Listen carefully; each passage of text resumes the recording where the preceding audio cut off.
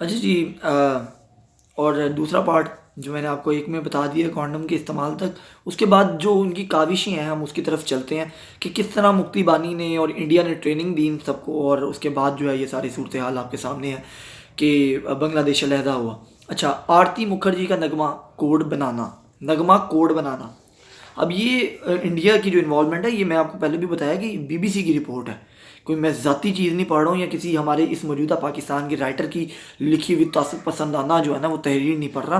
तो ये डॉक्ट्रिन जो है ये गलत नहीं है कि हमारे जो मशरकी पाकिस्तान के भाई थे, उस वक्त तो पाकिस्तान था, उन्होंने अपनी एहसास महरूमी को गलत इस्तेमाल किया और इस मुल्क के ख़िलाफ़ इस्तेमाल किया। ये जाएगा कि मैंने अपनी पिछली 4-5 वीडियोज़ में ये बताया कि हमारे यहाँ से भी ज़्यादतियाँ हुई हैं, हम उससे इनहराफ नहीं करते हैं, हम उससे मुकरते नहीं हैं, लेकिन हरगिज़ इसका मतलब ये नहीं है कि आप अपने मदरलैंड से जो है वो गद्दारी करें। खैर, हम आगे पढ़ते हैं। 150 से ज़ायद बंगाली कमांडोज को मशरकी पाकिस्तान की सरहद के अंदर पहुंचाया गया और नेवल इंटेलिजेंस के चीफ और कमांडर सामत ने फैसला किया कि पाकिस्तान की 4 बंदरगाहों पर खड़े जहाज़ों पर एक साथ हमला किया जाए। सभी कमांडोज को एक एक लैम्पेड माइन, नेशनल पैनासोनिक का एक रेडियो और 50 पाकिस्तानी रुपए दिए गए। अब आप ये नोट कीजिए कि बंगाली इंडिया की ट्रेनिंग लेकर अपने पाकिस्तान में, क्योंकि उस वक्त तो उनका भी पाकिस्तान था, उस पर हमला कर रहे हैं। सभी कमांडोज को एक एक लैम्पेड माइन, नेशनल पैनासोनिक का एक रेडियो और 50 रुपये दिए गए। संदीप बताते हैं कि इनसे रब्ता करने के लिए वॉकी टाकी एक मुतबादिल था, लेकिन इसका इस्तेमाल सिर्फ 10 से 12 किलोमीटर की दूरी तक ही किया जा सकता था। तो इसलिए ये फैसला किया गया कि इन कमांडोज तक पैगाम पहुंचाने के लिए इंडिया की सरकारी रेडियो स्टेशन आकाशवाणी का इस्तेमाल किया जाएगा।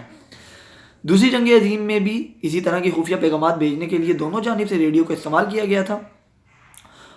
इसीलिए सब लोगों ने लगातार रेडियो सुनने के लिए सब लोगों को रेडियो सुनने के लिए कहा गया। यह फैसला किया गया कि जब आकाशवाणी के कलकत्ता स्टेशन बी कैंडर से आरती मुखर्जी का गाया हुआ नगमा अमार पोतोल आज के प्रथम जाबे सोसर बाड़ी, ये बंगाली है, मुझे भी नहीं इसका मतलब पता, बजेगा, तो इसका मतलब ये होगा कि हमला करने के लिए 48 घंटे का वक्त बचा है।